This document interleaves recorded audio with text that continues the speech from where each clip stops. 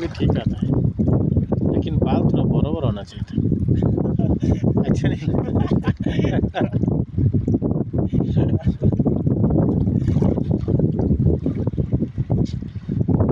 यस्तै हो गाइस, विदेश भनेको हप्ताभरि काम गर्ने, दिमाग खराब हुन्छ, गाली खान्छ, काम नगर्छ, दौड गर्छ, दिमाग ख्याट हुन्छ।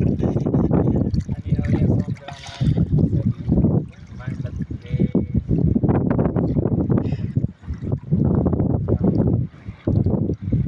कुनै कुराको छुटकारा भएको छैन। कुनै कुराबाट मुक्ति भएको जस्तो, छुटकारा जे भएको जस्तो फिल हुँदैन। बारिश आएगा। यस्तो यहाँ भन्दै थियो पानी उठ उठ उठ उठ।